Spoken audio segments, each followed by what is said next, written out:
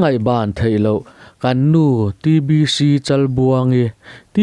Chalbuangi July nili sang khajakwa somthum pasari khan chongtlai kholal mual kil puthan chu male pilal thomi te inkara fatlum berni turin unaw pokoji nga alo pianga unaw pian pui mi pa panga le meichia pali ane anau panlai tanga nau pang hrisel takni in apui tlin hu thleng po in nu hrisel le harhvang tak ani a zirna lama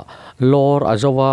anu hian kum sang zakwa somnga paruk khan boralsan in sang khat zakwa somruk pariat khan apa in boralsan thung a pasal pc kholunanen hian jun ni khat sang zakwa somnga pasari khan khozol dar ngon venga pastor kablungan pathian ko randan thiang limin ai nei tira annu pa hian fa sawm nein meichia parukule mipa palite an nei ani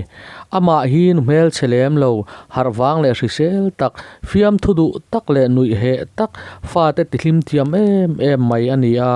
nu taima le na tho the na tho chak tak mizo mei chaji nga kut them thiam na nga berte ji nga chiar theini in lade le puanta athiam le tin naw charpo athiama naw zala ya charman ani naw chara zirtir tapo tun thlengin mun sang sanga naw charin an la buai thei hle ko than lama biak in pui a kai chho tirin zirti tua om halin k3p a po secretary na te a chel thina zai lama po ko than zai pol ji nga an chuan vor ber ani ko than mei chelama po tho hlok le a phai veng ko than mei che chairman tra meng mozat lo chel to in office biaral na a chel all lo bok tin chongtlai mei chi pia te po thei tokin a in mang thin bok ani kannu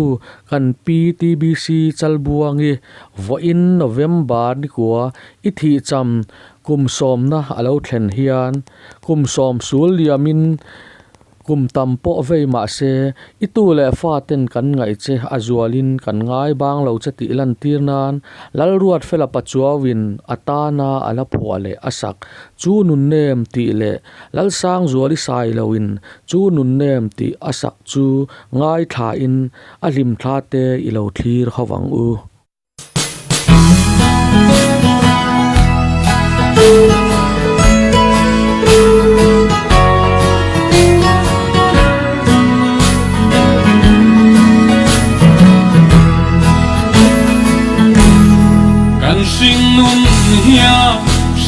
thiam ni nei takang mo kan la thiam lo chu nun ne khapam chan hi Israelen kan hui chung se la kan au che hi analwa kanu kan tuar thiam lo amile te chun zong chin lo ma la Israele te tan sunu ni tin zong hayang tar rai dam ni se kan tin line rinloh karin mo ifam taksi nang ai tuai khinu kan bang thing lave dai rian sang maya kan phalo se kan rung rian dai matiang kan khir ngam lo tel lo chuan sei le te kan klei thei lo sei le te hian e kan chun ne dam na doi tin reng lan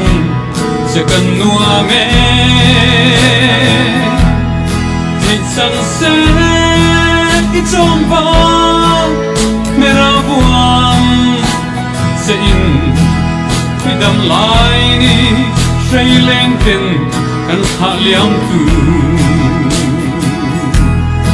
sulang hong akan meron in loi le ni ten don ngam lo shil kan hai don mange shil hai zwa pa me kan khir ngam don lo til lo chuang kan lung apang mange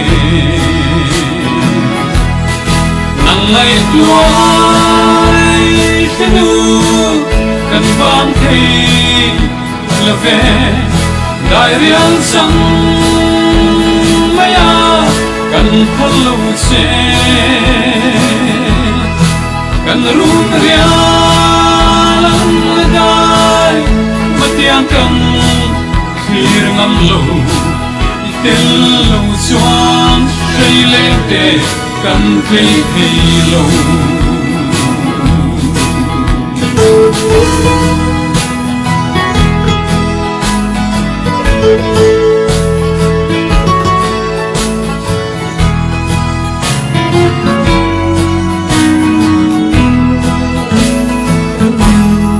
ifam chan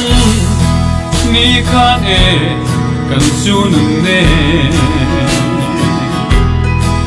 Raile te chuan na karlam hlunbuanga sat ruan rialan dai kan kilve hei hun atoi lua kan kham thei lo arei lo e dam lai sin pia ilen naram tiang ngailoh pham nu te len na chu ta chu im te a kan len sa hun nu kan khir ba lo zwa pa le sei len ten nangai tuai khenu kan bang thei love dai rian sang maya kan thalo che kan run rian dai matiang kan khir ngam lo itel lo chuan sei le te kan thei thei lo itel lo chuan sei le te kan thei thei lo